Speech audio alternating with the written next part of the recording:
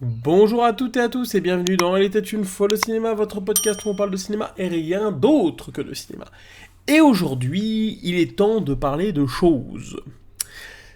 Et de jeux vidéo, un petit peu d'adaptation de jeux vidéo. Ça fait très longtemps que j'ai pas parlé justement d'un film qui est d'une adaptation de jeux vidéo. Et justement, pas des mondes parce que c'est celle qui défie la chronique le plus en ce moment.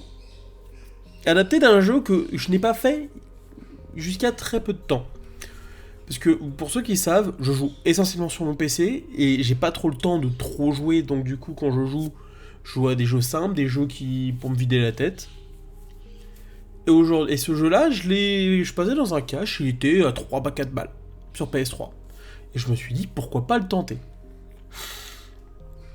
Et du coup, ce jeu, il s'agit de Borderlands. Borderlands, c'est une trilogie de jeux qui se passe sur une planète avec un mélange justement à la fois de Far West, de Cyberpunk, de Mad Max.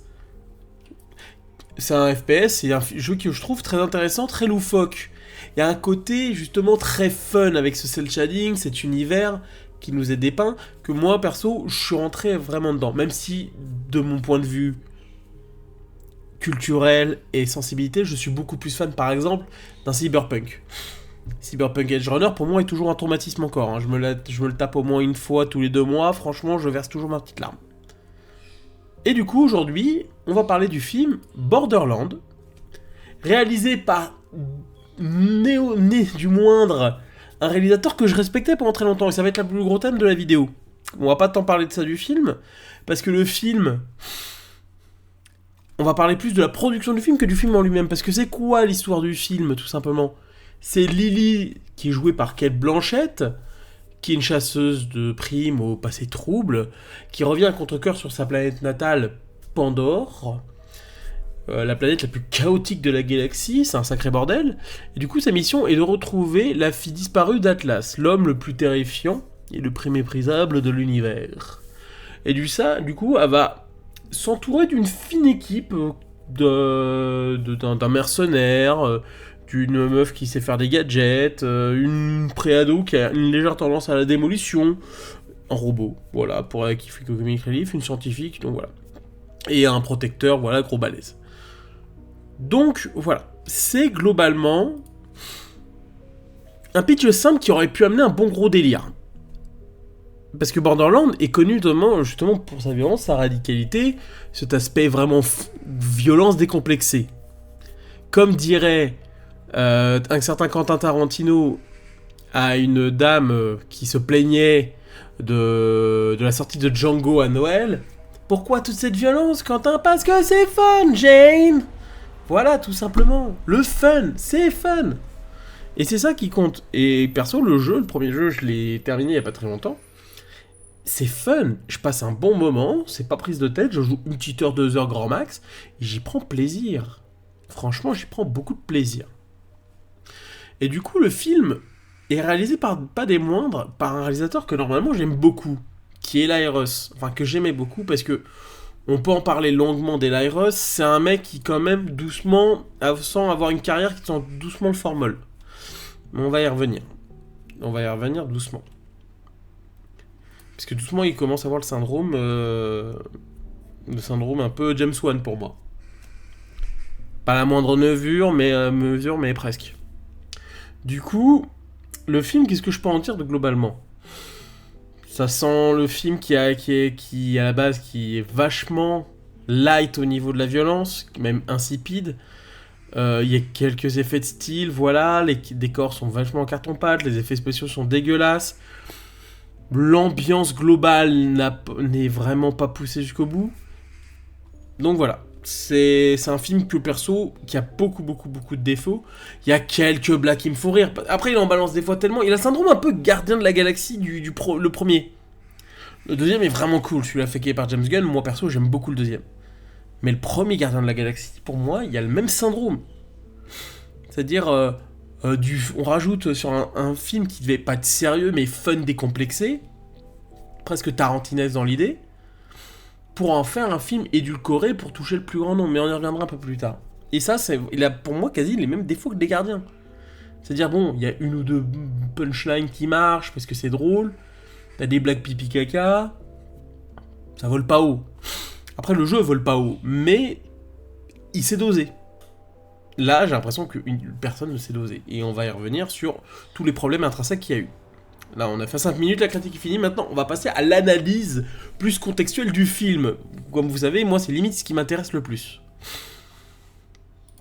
Du coup, on va parler justement du cas d'Eli Roth qui était à la tête du projet. Eli Roth, c'est un réalisateur que moi, perso, pendant j'étais ado et début adulte, une grosse partie, c'est un réalisateur que j'aimais énormément. Justement, avec son très très très fin Cabin Fever, le premier Hostel, le Hostel 2 qui est génial, perso, j'adore Hostel 2, notamment cette scène de fin, la scène du milieu où il y a les enchères, justement pour les nanas, moi que je trouve génial. Il reviendra un petit moment où il sera pas à la réalisation, il reviendra que 6 ans plus tard, je crois, sur Green Inferno, qui rend hommage au film de cannibale italien des années 70-80. Suivra Knock Knock, qui est un film de petits malins que moi perso je trouve toujours aussi efficace, avec un Keanu Reeves qui casse un peu son rôle de gendre un peu parfait, avec une Ana de Armas, mamma mia, oh là là. Suivra derrière un Death Wish, que perso je trouve assez fun par moment avec le recul, faudrait que je le revoie un jour, mais perso qui a des années-lumière du film avec Charles Bronson. Injustice selon la ville, pour moi c'est un fil angulaire du film de Vigilante, justement, c'est-à-dire ces types de films où tu as un homme de classe moyenne ou un peu aisé qui va se retrouver, qui va trouver un membre de sa famille ou un ami qui s'est fait tuer, assassiner ou violer ou tout ce que vous voulez, et derrière qui va justement se venger. Perso, Injustifié dans la ville, le premier pour moi est un très bon film parce qu'il a un sous-entendu de dire est-ce qu'il va vraiment choper les personnes avec qui justement qui ont amené ces actes. Est-ce que c'est pas une vengeance pour la vengeance? C'est ça qui est intéressant, moi perso que je trouve très intéressant dans tout cela et que j'aime beaucoup dans ce film. Du coup, Death Wish, voilà, c'est simple et honorable, c'est plutôt cool. Après, suivi là, le film, je comprends pas. La même année un peu, je crois, hein, c'est La prophétie de l'horloge. J'avais carrément oublié ce film à un moment. C'est heureusement que j'ai des petites notes. Et du coup, bah, dans ce film, c'est insipide. J'ai l'impression qu'il veut faire son film un petit peu fantastico-horror, un peu ouvert à tous. Plutôt light, avec Jack Black et Kate Blanchett et Kyle MacLachlan. Perso, je sais même pas comment il a fait pour avoir un casting comme ça pour un tel film. Voilà. Et Thanksgiving, il revient un petit peu à l'horreur avec Thanksgiving, un film que perso je trouve sympa moins, c'est-à-dire que franchement, je ne retrouve plus un début. C'est un peu, je dis le syndrome James Wan. Pour moi, ça me fait un peu le syndrome Malignante, où le mec, j'ai l'impression qu'il sait plus trop quoi faire au final et qu'il se retrouve un peu bloqué. Et là, franchement, c'est ce moment-là que le film, la carrière de Eli Roth, j'y perds doucement intérêt, un peu comme celle de James Wan. James Wan, il a fait Fast and Furious 7 qui était vachement cool, mais derrière, il part pour les Aquaman. Et après, je me dis, retour à l'horreur avec Malignante. Et là, il va repartir pour le monstre du marais. Donc, je n'ai qu'une chose à dire. Merci la petite qui est en train de gueuler dehors. Comme je disais, putain, mais elle va fermer sa gueule, merde. Et à un moment, de se dire qu'une chose... Putain, je déteste les enfants. Du coup, je disais. Ah oui, qu'à un moment, je trouve que vraiment James Wan a plus cette once de créativité qui lui faisait propre. C'est un petit malin. Mais j'ai l'impression que, du coup, avec le recul de ce qu'on avait avec les Insidious, les Dead Silence, et notamment les Conjuring, c'est qu'il avait des très bons scénaristes, dont Lee Whannell. Lee Whannell, qui est un réalisateur, moi perso, que je trouve très intéressant. J'ai aimé énormément les premiers films qu'il a fait. Je suis curieux de savoir le petit bout de carrière qui va suivre derrière pour lui. Mais James Wan, j'ai l'impression que s'il n'est pas un peu contrôlé, il fait nimp. Donc du coup, c'est toujours une question qui se pose. Et Eli Roth, j'ai doucement ce syndrome-là. Et du coup, apparemment, c'est ce que dit notamment les dernières interviews, les dernières news qui sont tombées. Le tournage a été lancé en 2021, c'est-à-dire quand même pendant le Covid, en Hongrie, notamment à Budapest. Il y a des photos qui sont pour être dévoilées, quelques prises de vue. Et du coup, le film a été tourné, et en janvier 2023, il y a les studios qui font ouais, on a besoin de reshoot. Car apparemment, le film devait à la base un film rated R, c'est-à-dire, donc je crois qu'aux États-Unis c'est 17 ans, interdit aux moins de 17 ans qui ne sont pas accompagnés. Et du coup, les studios ils ont fait ouais, non, mais ton film il est peut-être un peu violent, donc du coup faut refaire à hauteur de 60% le film, quoi. 60%. C'est à peu près la stat qui est sortie. Du coup, le film, la volonté des studios, c'est de ne plus faire un film qui soit rated R, mais de faire un film tout public. Mais du coup, tu enlèves totalement ce qui fait la sève, justement, dans la base de l'intention de ton film. Un film fun, décomplexé, violent, dans un univers qui est entre mix entre du Mad Max et plein d'autres influences cyberpunk, qui aurait pu être vachement cool. Et du coup, les mecs ont appelé Tim Miller, parce que du coup, Eli Roth, je crois qu'avec Thanksgiving n'était pas dispo, question de planning. Le mec qui a fait, c'est-à-dire Deadpool, le premier, Terminator Dark Fate, donc pas tout sauf un cadeau,